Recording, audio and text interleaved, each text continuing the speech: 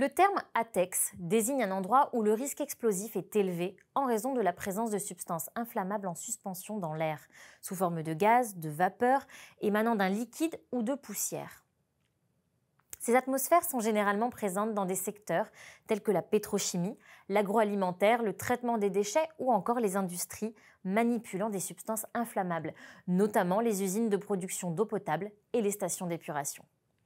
On distingue plusieurs atmosphères explosives réparties en deux catégories de zones ATEX. Les zones à présence de gaz ou de vapeur et les zones à présence de poussière.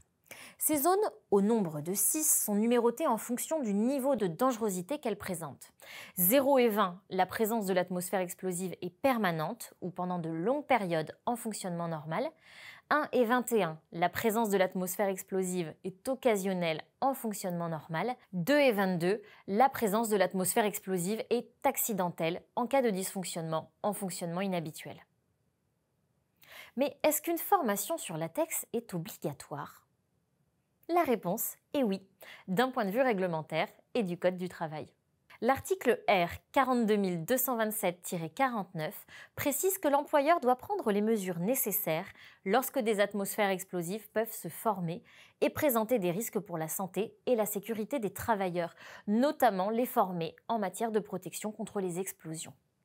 Cette formation ATEX, donnant lieu à une habilitation aux atmosphères explosives, s'adresse à toute personne susceptible d'être exposée à ces atmosphères. Mais quelles habilitations sont nécessaires pour intervenir en zone ATEX ? Il existe 3 niveaux d'habilitation ATEX. Le niveau 0 pour le personnel intervenant en zone ATEX sans opérer sur des équipements ATEX. Les détenteurs de cette habilitation peuvent accéder aux zones ATEX 1 et 2. Elle s'adresse notamment au personnel administratif, aux exploitants, aux sous-traitants, etc. Le niveau 1 permet au personnel habilité d'intervenir dans des zones ATEX de niveau 1 et de travailler sur des équipements ATEX. Il existe 2 options pour l'habilitation de niveau 1. L'option électrique, pour le personnel devant opérer sur des équipements électriques ATEX de niveau 1 ou 2, et l'option mécanique pour le personnel devant opérer sur des équipements mécaniques ATEX de niveau 1 ou 2. Ces habilitations concernent donc les techniciens de maintenance et les exécutants d'opération.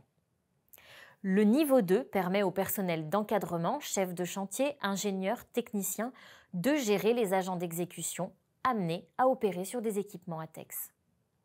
Comme pour l'habilitation de niveau 1, il existe 2 options. L'option électrique pour gérer le personnel opérant sur des équipements ATEX électriques, l'option mécanique pour gérer le personnel opérant sur des équipements ATEX mécaniques.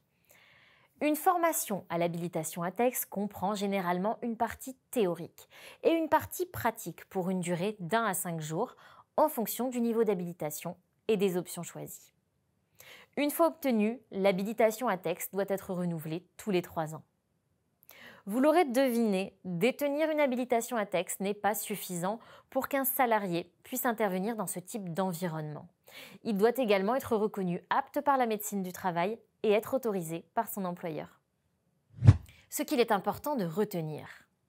Une zone ATEX est un environnement où le risque d'explosion est élevé. Pour pénétrer dans ces zones, les salariés concernés doivent détenir une habilitation correspondant à leur degré d'intervention. On distingue alors 3 niveaux d'habilitation ATEX à renouveler tous les 3 ans.